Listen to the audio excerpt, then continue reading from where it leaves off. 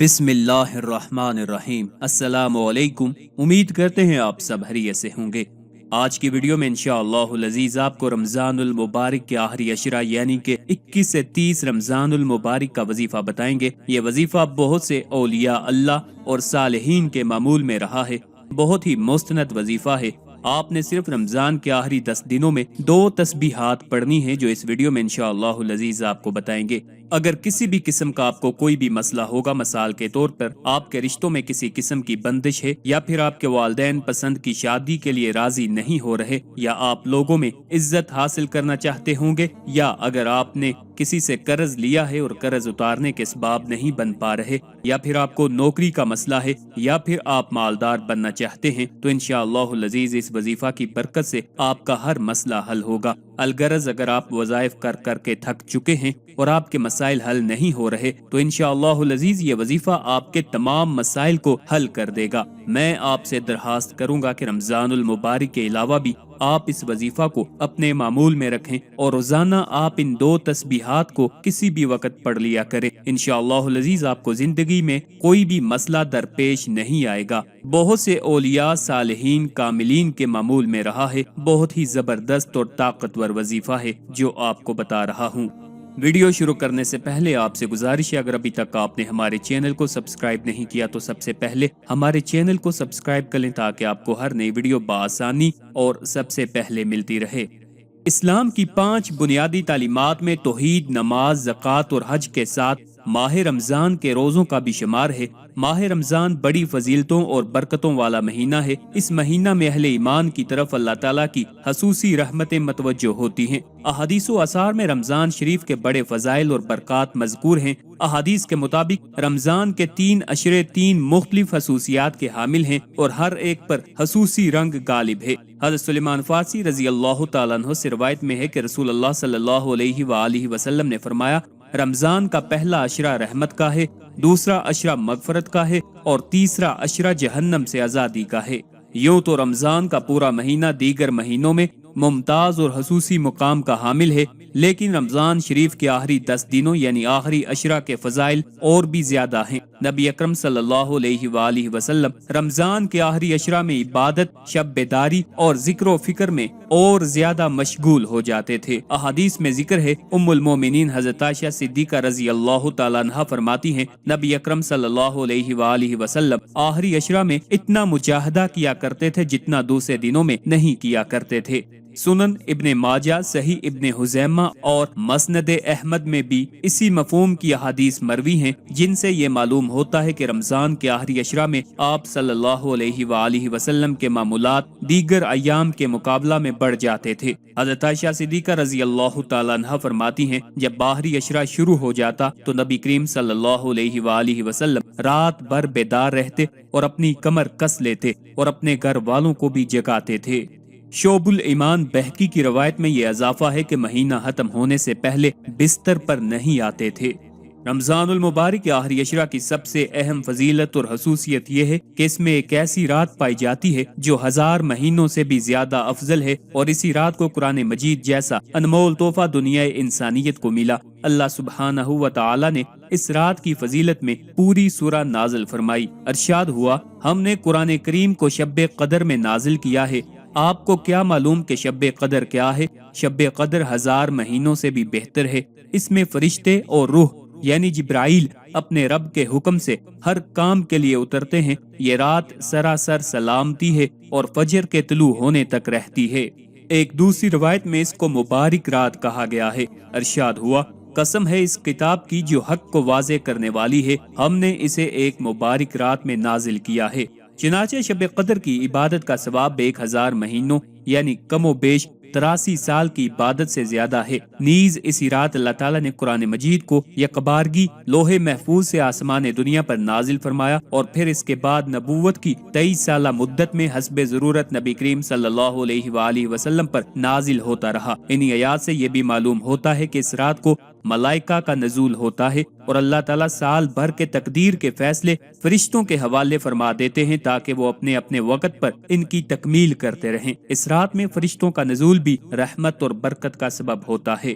لیلۃ القدر کا مطلب ہے قدر اور تعظیم والی رات، यानी इन खसूसियात और फजीलतों की बिना पर ये कदर वाली रात है, या फिर ये भी मानी है जो भी इस रात बेदार होकर इबादत करेगा वो कदर शान वाला होगा। तो अल्लाह ताला ने इस रात की जलालत और मंजिलत और मकाम और मर्तबा की बिना पर इसका नाम लैलतुल कद्र रखा, क्योंकि अल्लाह ताला के यहाँ इस रात की बहुत कदर व मंजिलत है। शब कदर की फजीलत बेशुमार आयात व अहादीस से साबित है। सहीहैन की हदीस में है, हजरत अबू हुरैरा रजी अल्लाह तआला अन्हु बयान करते हैं, नबी अकरम सल्लल्लाहु अलैहि वसल्लम ने फरमाया, जो आदमी शब कदर को ईमान और अजर व सवाब की नीयत से इबादत करे उसके सारे पिछले गुनाह माफ कर दिए जाते हैं। हजरत अनस बिन मालिक रजी अल्लाह तआला अन्हु की रिवायत है कि रसूल अल्लाह सल्लल्लाहु अलैहि वसल्लम ने फरमाया, यह महीना रमजान का तुमको मिला है, इसमें एक रात है जो 1000 महीनों से बेहतर है। जो इससे महरूम रहा गोया वो तमाम खैर से महरूम रहा, और इसकी खैर व बरकत से कोई महरूम ही बेबहरा रह सकता है। हज़रत आयशा रजी अल्लाह तआला अन्हा फरमाती हैं कि मैंने रसूल अकरम सल्लल्लाहु अलैहि वसल्लम से कहा, अगर मुझे शब कदर का इल्म हो जाए तो मैं क्या दुआ करूं? तो नबी करीम सल्लल्लाहु अलैहि वसल्लम ने फरमाया, अल्लाहुम्मा इन्नका अफ़ुव्वुन करीमुन तुहिब्बुल अफ़्वा फ़अफ़ु अन्नी, ऐ अल्लाह तू माफ करने वाला करम करने वाला है और माफी को पसंद करता है, लिहाजा मुझे माफ कर दे।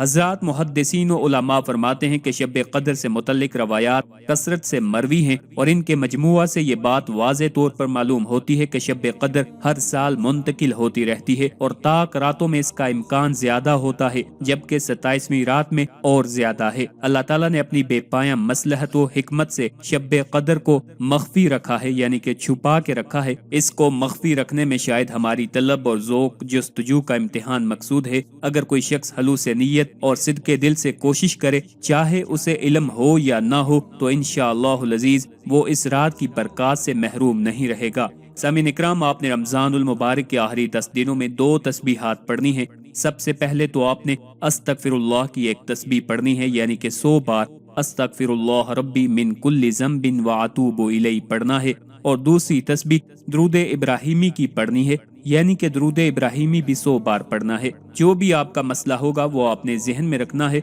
और इन 2 तस्बीहात को आप रमजान के आखिरी 10 दिनों में किसी भी वक्त पढ़ सकते हैं, और अगर आप रमजान के बाद भी अपनी जिंदगी का मामूल बना लें इन 2 तस्बीहात को पढ़ने का, तो इंशाअल्लाहुल अज़ीज़ आपको जिंदगी में कोई भी किसी भी किस्म की मुश्किल दरपेश नहीं आएगी। रमजानुल मुबारक में हर अमल का सवाब 7 गुना से लेकर 700 गुना तक बढ़ जाता है, इसलिए इसमें ज्यादा से ज्यादा दुरूद पढ़ें और इस्तगफार करें। और आखिरी अशरा जैसा कि जहन्नम की आज़ादी का अशरा है, तो ज्यादा से ज्यादा जहन्नम से नजात की दुआ मांगें, और लैलतुल कद्र जैसी मुबारक रात भी इसी अशरा में है। कोशिश करें ज्यादा से ज्यादा इबादत करें और अल्लाह ताला की बारगाह में इज्जो इनकिसारी के साथ दुआ करें, हलूस दिल के साथ, हलूस नीयत के साथ दुआ करें। इंशाअल्लाहुल अज़ीज़ किसी भी किस्म की आपकी जो दुआ है वो रद्द नहीं होगी।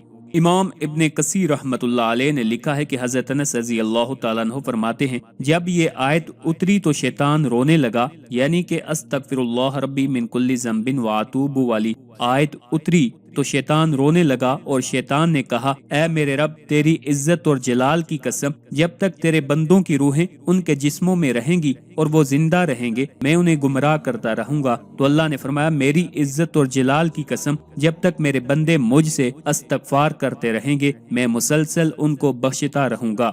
हदीस में नबी करीम सल्लल्लाहु अलैहि वसल्लम ने इस्तगफार की बहुत फजीलत बयान फरमाई है। एक हदीस में रसूल करीम सल्लल्लाहु अलैहि वसल्लम फरमाते हैं, जो आदमी इस्तगफार की कसरत करता है, यानी हमेशा इस्तगफार करता रहता है, मुसलसल इस्तगफार करता है, अल्लाह ताला हर तंगी और परेशानी से उसके लिए रास्ता निकाल देता है, और अल्लाह ताला ऐसे आदमी को गम से निजात और रिहाई नसीब फरमाता है, और उस आदमी को अल्लाह ताला ऐसी जगह से रोजी पहुंचाता है कि उसके गुमान में भी नहीं होता, उसे मालूम भी नहीं होता, ऐसी जगह से अल्लाह उसे रिज़्क़ अता फरमाता है।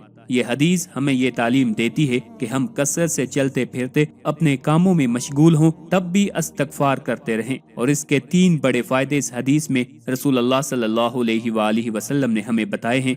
एक फायदा यह है कि इस्तगफार की बरकत से अल्लाह हमें परेशानियों से बचाएगा, और अगर कोई आदमी किसी परेशानी में मुब्तला होगा, अल्लाह ताला उसे उस परेशानी से निकाल देगा। दूसरा फायदा ये होगा कि हर गम से अल्लाह हमें निजात अता फरमाएगा, और तीसरा फायदा ये होगा कि अल्लाह ताला हमें ऐसी जगह से रिज़्क़ देगा, रोजी देगा, जहां हमारा गुमान भी नहीं होगा। गैब के खजानों से हमें अल्लाह ताला रोजी अता फरमाएगा। درود ابراہیمی کے لامحدود فوائد ہیں۔ درود ابراہیمی ایک شخص کو ڈھیروں برکتیں حاصل کرنے اور اللہ کے قریب ہونے میں مدد کرتا ہے۔ فجر کی نماز کے بعد اگر کوئی آدمی اسے پڑھے تو دعا کے قبول ہونے کے زیادہ امکانات ہیں۔ ہر نماز کے بعد درود ابراہیمی پڑھنے کی کوشش کریں۔ رسول اللہ صلی اللہ علیہ وآلہ وسلم نے فرمایا، قیامت کے دن میرے سب سے زیادہ قریب وہ ہوگا جس نے مجھ پر سب سے زیادہ درود بھیجا ہو۔ حدیث میں ہے کہ لوگ اس وقت تک سچے ایمان کا تجربہ نہیں کر سکتے جب تک کہ وہ رسول اللہ صلی اللہ علیہ وآلہ وسلم سے اپنی ذات اور اس کے علاوہ ہر چیز سے زیادہ محبت نہ کریں۔ یہ ان خصلتوں کی نشاندہی کر رہا ہے جنہیں رسول اللہ صلی اللہ علیہ وآلہ وسلم نے مجسم کیا ہے۔ ان کو اپنی بہترین صلاحیت کے مطابق نقل کرنا اور انہیں جتنی بار ممکن ہو یاد رکھنا ہے۔ اگر آپ زندگی میں کامیاب ہونا چاہتے ہیں، ہر قسم سے ہر غم سے چھٹکارا حاصل کرنا چاہتے ہیں، تو ان 2 تسبیحات کو پڑھنے کا اپنی زندگی کا معمول بنا لیں۔ دن میں آپ کسی بھی وقت پڑھ سکتے ہیں۔ ایک تسبیح آپ نے استغفر اللہ ربی من کل ذنب واتوب الیہ اور ایک درود ابراہیمی کی پڑھنی ہے۔ انشاءاللہ العزیز آپ کو کسی بھی قسم کا کوئی بھی غم، کوئی بھی مشکل زندگی میں درپیش نہیں آئے گی۔ یہ وظیفہ بڑے بڑے اولیاء اللہ، کاملین اور صالحین نے اپنی زندگی کا معمول بنائے رکھا ہے اور اللہ تعالیٰ کی بارگاہ میں اونچا مقام حاصل کیا ہے۔